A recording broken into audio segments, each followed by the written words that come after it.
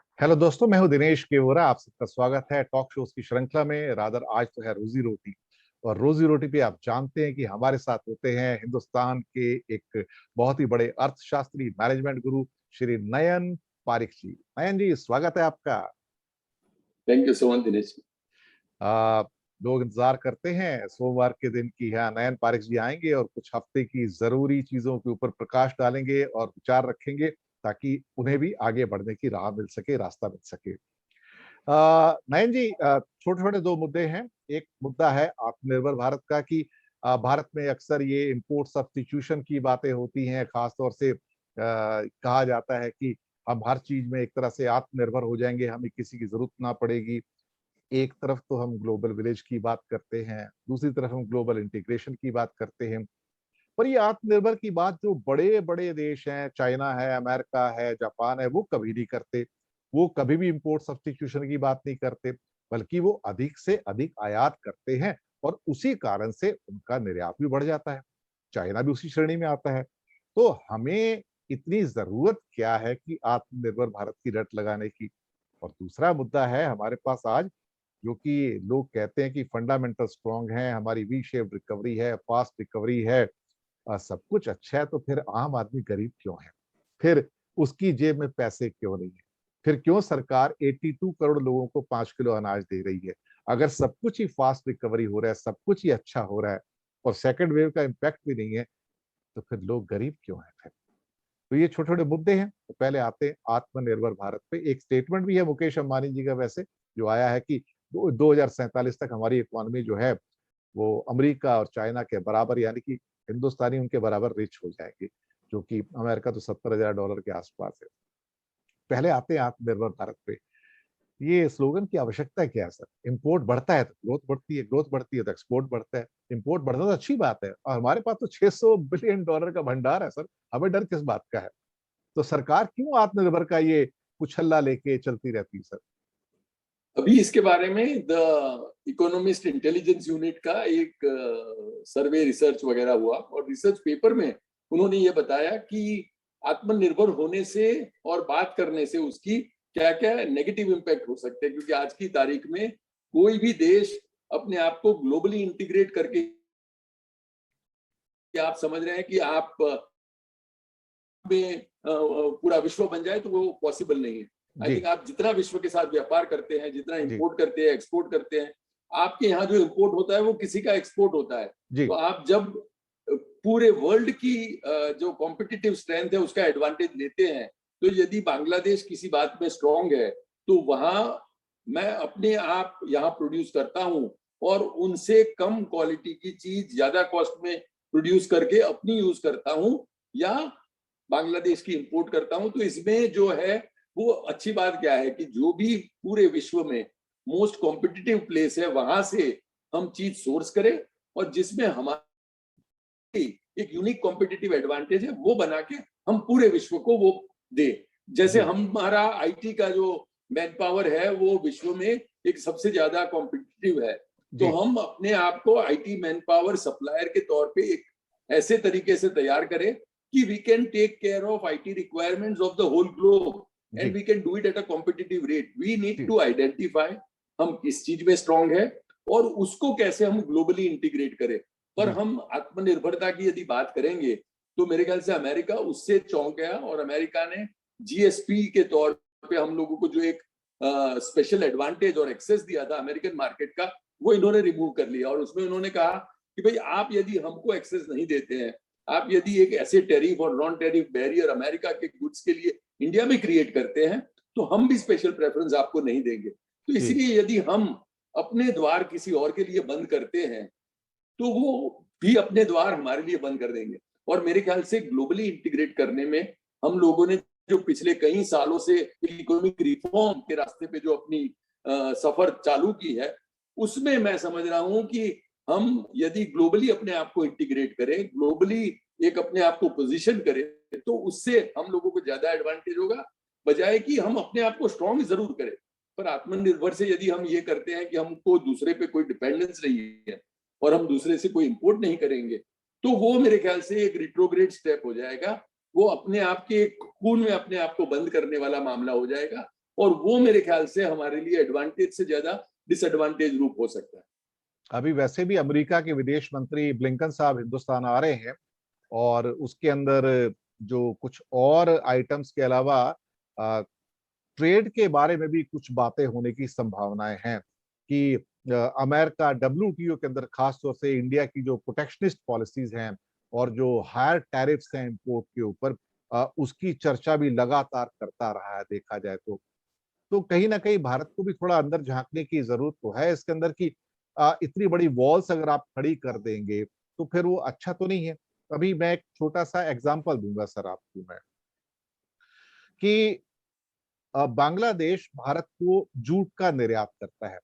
अब भारत का निर्यात बांग्लादेश को लगभग इस साल जो हुआ है वो $12 बिलियन हुआ है, और Bangladesh has become the 5th biggest destination of export for India. और वहां से जो हम इंपोर्ट करते हैं वो मुश्किल से 1 या $1.25 बिलियन का करते हैं टोटल, यानी कि एक्सपोर्ट हमारा मोर देन 10 टाइम्स है बांग्लादेश को। उसमें से भी एक छोटा सा हिस्सा है जूट का जो बांग्लादेश से इंडिया में आता है। अब उसके ऊपर भी इंडिया ने एंटी डंपिंग ड्यूटी लगाई हुई है। अब देखिए आपका वो पड़ोसी है, आपका एक्सपोर्ट 10 गुना है, भारत के लोग वहां पर जाते हैं, तो एक पड़ोसी होने के नाते अब उनको छोटी कंसेशन दे सकते हैं, और उनको गुस्सा आता है। तो ये छोटी छोटी कंसेशन अगर हम देते हैं तो हम अपने पड़ोसी को प्रसन्न रख पाएंगे। कौन सी बड़ी कीमत है जिसका टोटल ही इंपोर्ट $100 मिलियन नहीं हुआ जूट का इंडिया में, उसके ऊपर आप एंटी डंपिंग ड्यूटी लगाते हैं उसूलों की बात करके, तो आप तो पड़ोसी को नाराज कर रहे हैं ना। ये भी तो एक, सर देखा जाए तो एक वॉल्स क्रिएट कर रहे हैं ना हम लोग, दीवारें बना रहे हैं ना सर देखा जाए तो। आपका क्या ख्याल है नयन जी? बिल्कुल, मुझे तो लग रहा है कि जैसे यूरोपियन देश देखिए अपने आप में एक इकट्ठा होकर यूरोपियन ब्लॉक क्रिएट कर रहे हैं कि भाई यूरोप में आप ईयू में कुछ ना कुछ अपना इंपोर्ट एक्सपोर्ट करना हो तो आपके लिए कोई भी बैरियर नहीं रहेंगे। तो यदि हम इंडिया में भी अपने आसपास के जो छोटे छोटे देश है, बांग्लादेश है, नेपाल है, भूटान है, कंबोडिया है, उन सबको साथ लेके कैसे चले और एक अपने आप को एक बड़ा ब्लॉक कैसे क्रिएट करे। China is already an ally cum competitor cum रकीब सब है, तो उसको हम लोग एक अलग आइसोलेट करके बाकी के एशिया में जो जो छोटे देश है उनके साथ मिलके, पाकिस्तान हमारा एलाई नहीं हो सकता पर बांग्लादेश तो हो सकता है, नेपाल तो हो सकता है, उनके सबके साथ मिलके उनको कैसे हम, we are big brother, we are kind of by size and by various other parameters we are bigger than them. तो उनको अपने साथ लेके कैसे हम लोग चले, उनके साथ छोटी छोटी बातों में कैसे इश्यूज न बनाए। और हम लोग यदि पूरा एक ब्लॉक क्रिएट करते हैं तो उसमें बांग्लादेश को और हमको भी एडवांटेज है। जैसे हमने कहा हम तो एक्सपोर्ट बहुत ज्यादा करते हैं उनसे, तो हम उनसे ज्यादा पाते हैं in terms of global business, then हम उनको देते हैं। तो मैं समझ रहा हूँ कि इसमें जैसे आपने कहा हम लोगों को एक अपना जो भी हम लोग ब्लॉक्स में और एक लार्जर एंटिटी बनाने में कहीं स्लो है, और उसमें भी यदि हम आत्मनिर्भर भारत की बात करेंगे तो और अपने आप को आइसोलेट कर लेंगे। तो उसकी जगह हम ग्लोबली पूरा अपने आप को इंटीग्रेट करें। आपने जैसे कहा हमारे छोटे छोटे जो पड़ोसी है उनको साथ में लेके चले, उनको एक कंफर्ट क्रिएट करे, वो हमारा मार्केट भी है तो उनको छोटा सा मार्केट हम भी दे, ऊपर से उनके साथ कम से कम ट्रेड बैरियर क्रिएट करे, उनके साथ एक ब्लॉक क्रिएट करे, उनके साथ मिलके एक सहयोग का वातावरण करे। हम लोग सार्क वगैरह की बहुत बातें करी है हम लोगों ने, उसमें कुछ ऐसा और भी आगे स्टेप ले जिसकी वजह से ये एंटी डंपिंग वगैरह की तो कोई बात ही न रहे। ऊपर से हम लोग उनको एनकरेज करें कि हम साथ साथ में we have advantage of freight, क्योंकि आसपास है, हम लोगों को फ्रेट की ज्यादा कॉस्ट नहीं है। We can be more competitive to our nearby countries, they could be more competitive to us. तो हम लोग उनसे वो सब चीजें ले जो उनको नेचुरली एडवांटेज है, जूट वगैरह वो बनाने में उनको फायदा है, वो वहां बनाते हैं, तो हम लोग उसका एक एडवांटेज लेके कुछ उनको एनकरेज करें कि वहां हमको एक्सपोर्ट करें। हम उनको कई चीजें एक्सपोर्ट करते हैं, तो मेरे ख्याल से उनके साथ एक पड़ोसी देश के रूप में एक अच्छा ब्लॉक बनाएं, एक अच्छा गुडविल क्रिएट करें। I think that would be the way forward. बिल्कुल, हम एक खास तौर से एक एपिसोड करेंगे जिसमें हम ये इस बात को उठाएंगे। 15 साल से एक इशू चल रहा है, सिर्फ 30 सेकंड में खत्म करूंगा इसको। एक मोटर व्हीकल का एक एग्रीमेंट है भूटान, नेपाल, इंडिया और बांग्लादेश का, जहां पे एक देश के ट्रक सीधे दूसरे देश के अंदर जा पाएंगे, इंडिया को ट्रांजिट रूट वहां पे अपना के, और वही फाइनलाइज नहीं हो रहा है, उसको 15 वर्ष हो गए आज की डेट में देखा जाए। तो अगर आप इसको ईयू की तरह बनाना चाहते हैं तो फिर आपको ये चीजें जल्दी करनी पड़ेगी, इतनी देर नहीं उचित होती है। आप 15 साल तक समझौते नहीं करते हैं तो बहुत दिक्कत हो जाती है। चलिए आगे बढ़ते हैं दूसरे मुद्दे की तरफ। बहुत सारी बातें निकल कर आ रही हैं कि अलग-अलग भारत सरकार में जो एक्सपर्ट्स हैं, कुछ अर्थशास्त्री भी ये कहते हैं कि भारत के जो फंडामेंटल है बहुत स्ट्रांग है, वी शेप्ड रिकवरी है, फास्टर रिकवरी है, सब कुछ अच्छा हो रहा है। सर सब कुछ अच्छा हो रहा है तो फिर 82 करोड़ लोगों को फ्री अनाज क्यों दिया जा रहा है? फिर मैं भारत का आम आदमी गरीब क्यों हूं सर? अगर इतनी ही अच्छी इकोनॉमी की हालत है तो फिर पेट्रोल से सिर्फ 4 लाख करोड़ की एक्साइज ड्यूटी क्यों कलेक्ट की जा रही है? अगर इतना ही सब कुछ अच्छा है तो फिर आम आदमी की हालत पर कैपिटा इनकम में बांग्लादेश से भी $280 नीचे क्यों है सर? ये कौन सी वी शेप रिकवरी है जो हमारे लिए मायने नहीं रखती, शायद चंद लोगों के लिए मायने रखती है? इसके ऊपर आपकी टिप्पणी सर। एक तो मैं समझ रहा हूँ दिनेश जी कि जो हम लोग वी शेप बोल रहे हैं वो वी शेप है या एक डब्ल्यू शेप है या एक दूसरी लहर का एक असर भी है। वो एक बहस की बात है कि हम लोग कैसे इसको देखते हैं रिकवरी को। पर आप जो कह रहे हैं, लोगों की जो तकलीफ है, उससे एक बात फलित होती है कि हमारे यहाँ इनइक्वालिटी ऑफ इनकम बढ़ रही है दिन ब दिन। हमारे यहाँ जो पैसे वाले हैं वो पैसे वाले हो रहे हैं। जैसे आपने कहा मुकेश अंबानी जी मान रहे हैं कि हमारा ग्रोथ 25 साल में ऐसा हो जाएगा कि हम लोग अमेरिका के बरोबर या चाइना के बरोबर पहुंच जाएंगे, शायद उनको भी ओवरटेक कर लेंगे। मेरे ख्याल से मुकेश अंबानी जी तो आज की तारीख में भी अमेरिकन इकोनॉमी के साथ अपना लोहा ले सकते हैं, अपना लोहा ले अपना बल अपना दिखा बल सकते हैं। हाँ दिखा सकते हैं। इनफैक्ट अमेरिका की बड़ी बड़ी कंपनीज को वो अपने यहाँ इक्विटी के तौर पे ले आए हैं और हम सबको फक्र है उनपे कि उनपे जो वो प्रोग्रेस कर रहे हैं, जो उनकी विजन है वो हम सबको पसंद है। पर उसके साथ की एक रियलिटी हम लोगों को ये भी समझने की जरूरत है कि अमेरिका में सबसे अमीर और सबसे गरीब वाले के पास भी जो एक बेसिक फैसिलिटीज है वो हमारे रोजी रोटी के मित्र को और हर एक भारतीय को कैसे नसीब होगी। हर एक के पास कैसे हम रोटी कपड़ा मकान जो बेसिक है वो कैसे दे पाएंगे। जैसे आपने कहा हम यार यदि जीडीपी अपना जो पर कैपिटा $2000 ही है तो उसके तौर पे हम कुछ एक गरीब देशों में आएंगे। हम लोग कैसे अपना प्रोग्रेस करके ऊपर उठ सकते हैं, वो हमारे लिए ज्यादा महत्वपूर्ण है। हमारे लिए ज्यादा महत्वपूर्ण है कि हमारे जो इंडियंस है जिनको की 2 वक्त की रोटी के लिए, रोजी के लिए सरकार पे निर्भर होना पड़ता है, उनको फ्री अनाज पे निर्भर होना पड़ता है, उनको जो रोजी है उनकी वो भी छूटी जा रही है। मेरे ख्याल से हम लोगों ने एक अपने अगले एपिसोड में देखा था कि एमएसएमई सेक्टर में 50% से भी ज्यादा यूनिट्स ने अपनी एम्प्लॉयमेंट कम की थी। और हमारी इकोनॉमी की बैकबोन जो है वो एमएसएमई सेक्टर है। हमारे एक्सपोर्ट की बैकबोन एमएसएमई सेक्टर है। वो ज्यादा लोगों को एम्प्लॉयमेंट देती है, वो ज्यादा एक्सपोर्ट करती है। यदि उनको हम लोग स्ट्रॉन्ग नहीं कर पाते, यदि वो एम्प्लॉयमेंट में से कम सोचते हैं कि वे लोगों को कम करें या किसी ने कम कर भी दिए हैं लोग, तो मेरे ख्याल से रोजी और रोटी दोनों में इंडियंस को दिक्कत आती है। और ये जो है वो एक ऐसा मुद्दा है कि जो लोगों को सीधे तरीके से हर रोज की रोजमर्रा जिंदगी में परेशान करता है। और ये हमारा सबका कंसर्न होना चाहिए कि ये जो पॉवर्टी लाइन के आसपास के हमारे सब मेजॉरिटी ऑफ पॉपुलेशन है उनको हम लोग कैसे ऊपर उठाएं। पर मेरे ख्याल से ये जो महामारी के कारण पिछले 1-1.5 साल से हम जो रियलिटी फेस कर रहे हैं वो ये कि हम लोग जो बड़ी मुश्किल से बिलो पॉवर्टी लाइन को पॉवर्टी लाइन के ऊपर ले जाने की कोशिश कर रहे थे, उसमें मेरे ख्याल से कई हमारे जो मित्र है वो बिलो पॉवर्टी लाइन की ओर फिर मेरे ख्याल से अपने आप को पाएंगे।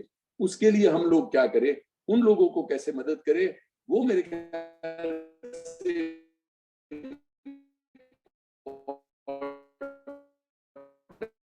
है। और साथ में यदि स्टॉक मार्केट अच्छा चल रहा है या हमारे कुछ एक टॉप के जो इंडस्ट्रियलिस्ट है और या उनकी कंपनीज है वो बहुत कर रही है, तो हमको उसके लिए आनंद है। छूटे जा रहे हैं उनको कैसे हम जल्द से जल्द एटलीस्ट एक बेसिक और अपनी जिंदगी एक सेल्फ रिस्पेक्ट के साथ गुजार सके। हर को काम करने की जरूरत है, हमको जो अपॉर्चुनिटीज प्रोवाइड करने की जरूरत है, हमको इकोनॉमी को जो स्ट्रेंथन करने की जरूरत है। मेरे ख्याल से इसको हम नजरअंदाज नहीं कर सकते जस्ट बिल्कुल जी। Because stock markets are behaving well, just because कुछ एक यूनिट्स हमारे अच्छे चल रहे हैं, कुछ एक इकोनॉमी के पार्ट वाली जो कंपनीज अच्छी कर रही है, वो अच्छी बात है, पर इस पे ध्यान देना बहुत जरूरी है।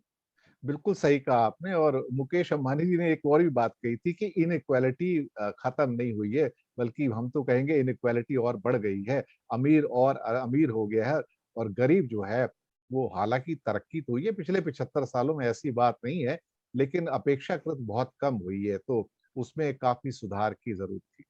तो दोस्तों, ये था एक छोटा सा एपिसोड आज का रोजी रोटी का। दो महत्वपूर्ण मुद्दे उसके अंदर हमने उठाए। और जाने से पहले एक छोटी सी कोई भी टिप्पणी या कोई भी बात नयन जी कहना चाहें जो रह गई हो तो उसको पूरा कर सकते हैं। मैं समझ रहा हूँ कि इकोनॉमी जैसे ये चैलेंजेस फेस कर रही है, उसमें जी हमारे रोजी रोटी देखने वाले जो मित्र हैं, जी उनको अपने आप को स्किल के मामले में, अपने आप को जो एक रोजी और रोटी उनकी छूट न जाए, उसके लिए जो काम करने की जरूरत है, they need to reskill themselves. तो हर एक को एक ऑल्टरनेटिव अपनी स्किल बिल्ड करनी पड़ेगी। जी एक मेन स्किल से यदि आपको काम नहीं मिल रहा है, आपकी रोजी रोटी छीन रही है आपसे, तो आपको एक ऑल्टरनेटिव स्किल कैसे बिल्डअप करे। सरकार पे एक अपेक्षा रखना अलग बात है, पर हम सब जानते हैं कि सरकारें कितना डिलीवर हम सबको कर पाती है। तो हमको अपने आप को इतना बुलंद करना है कि ये जो अभी महामारी है, शायद तीसरा वेव ऑलमोस्ट आ रहा है, हम सब तैयारी कर रहे हैं। मेरे ख्याल से अहमदाबाद में तो ऑलरेडी वो लोग अपने सेंटर्स डबल कर रहे हैं। हम जी लोग इस बारी we don't want to be caught unaware, तो हम लोग अपनी हेल्थ केयर फैसिलिटी कर रहे हैं। पर उसके साथ ये तीसरी लहर में हम यदि अगले 6 महीने हमको इस महामारी से और भी जूझना है, तो उसके लिए हम अपने आप को बिल्कुल तैयार कर लें। और उसके बारे में हम लोग मेरे ख्याल से हर एपिसोड में कुछ ना कुछ ऐसे सुझाव देते बिल्कुल रहेंगे जो बिल्कुल कि आप इम्प्लीमेंट करें और हम अपने आप को तैयार करें। क्योंकि एक यदि साधारण आदमी अपने आप को तैयार करता है, वो अपने आप को मजबूत करता है, तो पूरा भारत, पूरी हमारी इकोनॉमी उससे जी मजबूत होना शुरू होती है। और उसके जो हम प्रयत्न में देते रहेंगे, सुझाव देते रहेंगे, और आप लोग रोजी रोटी देखते रहिए। और आपको जो भी लगता है कि ये हमको मुद्दे कवर करने चाहिए, वो भी आप दिनेश साहब को बताते रहिए, तो हम उसको आपके लिए और भी एप्टली प्रेजेंट करना चाहेंगे। बिल्कुल बिल्कुल। तो ये थे बेबाक विचार नयन पारिक जी के। तो दर्शक मित्रों, हम लेंगे आपसे विदा, और इस वादे के साथ कि अगले सोमवार को फिर से रोजी रोटी का नया एक एपिसोड आपके सामने होगा, नए मुद्दे के साथ। और हमें दीजिएगा आज्ञा, और उससे पहले हम करेंगे शुक्रिया अदा अपने मेहमान श्री नयन पारिक जी का कि उन्होंने कीमती वक्त निकाला, हमारे साथ जुड़े। तो बहुत बहुत धन्यवाद आपका हमारे साथ जुड़े रहने के लिए। शुक्रिया आपका।